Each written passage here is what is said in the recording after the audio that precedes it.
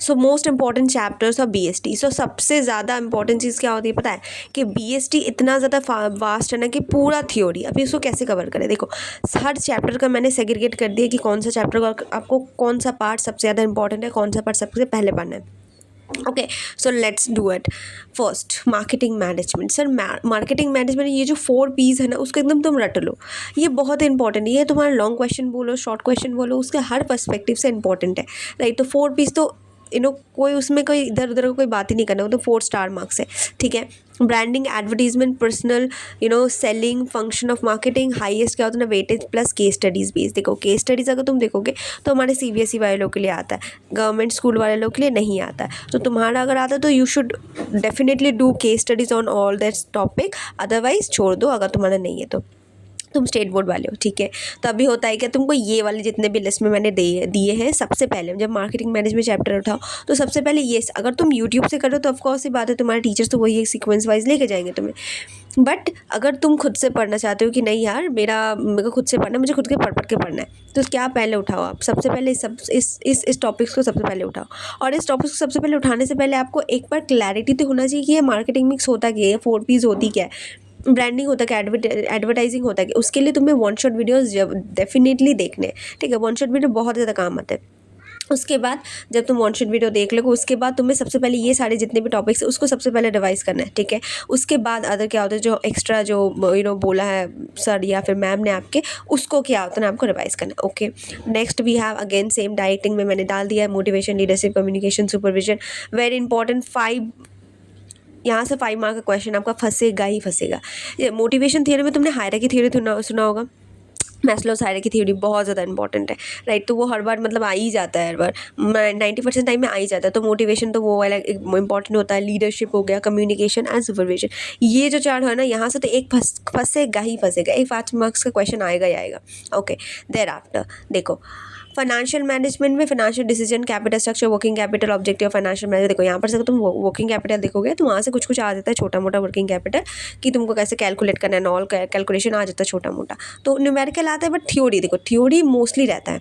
BST अगर तुम देखोगे तो मोस्टली मतलब 95% तो तुम्हारा थ्योरी रहता है, 5% इधर उधर के फाइनेंशियल मैनेजमेंट से कुछ 1-2 क्वेश्चन दे दिया न्यूमेरिकल का, तो ऑफकोर्स ही बात है, डू इट, ठीक है। तो अगेन कहाँ से देगा, वर्किंग कैपिटल से ही देगा, राइट। तो बाकी कैपिटल स्ट्रक्चर से तो देगा नहीं, है ना, फाइनेंशियल डिसीजन से तो देगा नहीं, वर्किंग कैपिटल से ही देता है। तो वही चीज़ आपको करनी है, यहाँ पर मैंने लिस्ट डाल दिया, गो थ्रू कर लो। उसके बाद प्रिंसिपल मैनेजमेंट, सबसे फर्स्ट चैप्टर भाई, सबसे मतलब ईजी चैप्टर। घिसा बेटा देख, फेयर्स क्या होता है, प्रिंसिपल्स एंड टेलर्स का साइंटिफिक मैनेजमेंट, ये दोनों तो बहुत ही ज़्यादा पुराना है, घिसा बेटा ये तो करना ही पड़ेगा तुम्हें। और यहाँ पर एक चीज़ बता देती हूँ, इन दोनों के जो बुक्स वगैरह है ना उनको तुम अच्छे से रट लो, क्यों, क्योंकि शॉर्ट क्वेश्चन में सबसे ज़्यादा हाई चांस रहते हैं इन दोनों के बुक के आने के, ठीक है। तो ये दोनों तो बंदा ही है सिर्फ हमारे BST में, और तो और एज सच कोई बंदा है नहीं। बाकी स्टाफिंग में तुम देखो, रिक्रूटमेंट, सिलेक्शन, देखो ये सबसे ज़्यादा ईजी कोडिंग चैप्टर है। क्यों, क्योंकि स्टाफिंग भाई बहुत ईजी होता है, किसको नहीं पता रिक्रूटमेंट क्या होता है, सिलेक्शन क्या होता है, ट्रेनिंग क्या होता है। अगर तुम्हारा थोड़ा सा भी बेसिक क्लियर है ना तो तुम आराम से बना कर भी लिख सकते हो, पॉइंट्स वगैरह डालकर आप कौन सी बातें लिख सकते हो। आंसर कैसे राइटिंग करने मैंने एक वीडियो में बताया है, you can watch that video.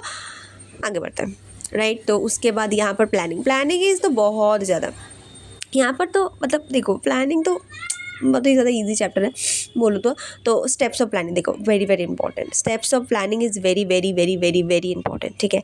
Types of planning क्या है, लिमिटेशंस तुम आराम से बना लोगे अगर तुम कोई भी चीज़ को पहले से बताएं। फॉर एग्जांपल मैं बताऊँ, तुमने क्या किया, प्लान किया कि मुझे गोवा जाना है, ठीक है, फ्रेंड्स के साथ गोवा। अभी वो जो फ्रेंड्स के साथ अगर गोवा जाना तो समझ लो कि पॉसिबल होगा कि नहीं होगा। तो तुमने पहले से प्लानिंग कर ली, तुमने सब कुछ डिफाइन कर लिया।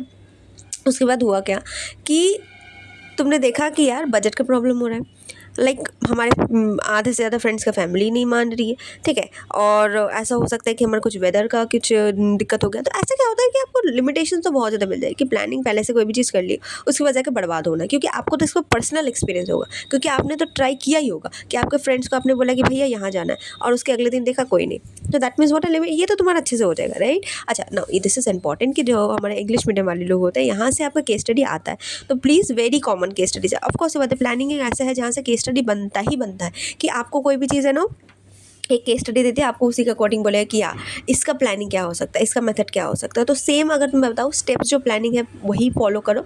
बस देखो, अभी तुमको कोई एग्जांपल दे दिया, एग्जांपल के साथ केस स्टडी आ गया, अभी तुम क्या करोगे, तुमको स्टेप्स ऑफ प्लानिंग को सबसे पहले मैं बता रही हूँ, स्टेप्स ऑफ प्लानिंग को एकदम अच्छे से रट लो, बिकॉज इंपॉर्टेंट है ये स्टेप्स। मतलब प्लानिंग का जो स्टेप्स है उसके अकॉर्डिंग आपको केस स्टडी को भी सजाना है, ठीक है। केस स्टडी कैसे लिखते हैं नेक्स्ट वीडियो में बताऊँगी, अभी नहीं, अभी के लिए रखते हैं। बट या केस स्टडी यहाँ से वेरी वेरी वेरी कॉमन आता ही है प्लानिंग के लिए, ऑफकोर्स ये बात आएगा ही। Next we have consumer protection. ये भी एक बहुत ज़्यादा छोटा मोटा चैप्टर है भाई, कर लो यार, इजी चैप्टर है कंज्यूमर राइट्स। ये बहुत ज़्यादा मतलब स्मॉल चैप्टर होता है, बट यहाँ से क्वेश्चन आते हैं। जितने भी चैप्टर्स बोलो ना, हर चैप्टर से क्वेश्चन आते ही आते हैं। और मैंने नीचे लिख भी दिया है कौन सा इजी चैप्टर है, कौन सा हार्ड चैप्टर है, राइट, कौन सा क्वेश्चन में कितना मार्क्स का क्वेश्चन आता है, किसमें केस स्टडी आता है, सब कुछ नीचे लिखा हुआ है, आप देख लेना। Now again here we get business environment. Business environment is again chapter है। देखो बिजनेस एनवायरनमेंट तो ठीक है, अभी ये तो बहुत सही चैप्टर है, मुझे को सब बहुत सही लगता है कि यार देखो, liberalisation globalisation, what is that, what do you understand by that, liberalisation and globalisation. Liberalisation मतलब लिबरल कर दिया कोई भी कंपनी को, लाइक डिसेंट्रलाइजेशन बेसिकली। ग्लोबलाइजेशन हमने ग्लोबली जा रहा है, तो that means what night is कि ये भी ईजी चैप्टर है। अगर ट्राई करो तो सब कुछ ईजी है, अगर तुमने अंडरस्टैंड कर लिया प्रॉपर्ली, ठीक है।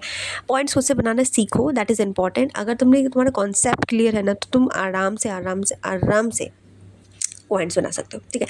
तो ये जितने भी चैप्टर्स मैंने बोले है ना, जितने भी चैप्टर्स मैंने बोले, और यहाँ से मैंने जितने भी दिए हैं ना भाई, इस टॉपिक्स को सबसे पहले खत्म करो। जितने भी चैप्टर्स दिए, इस चैप्टर को सबसे पहले खत्म करो, और इसके जितने भी टॉपिक्स हैं उसको सबसे पहले खत्म करो, बिकॉज यहाँ से क्वेश्चन आपके फंसेंगे ही फंसेंगे, ठीक है।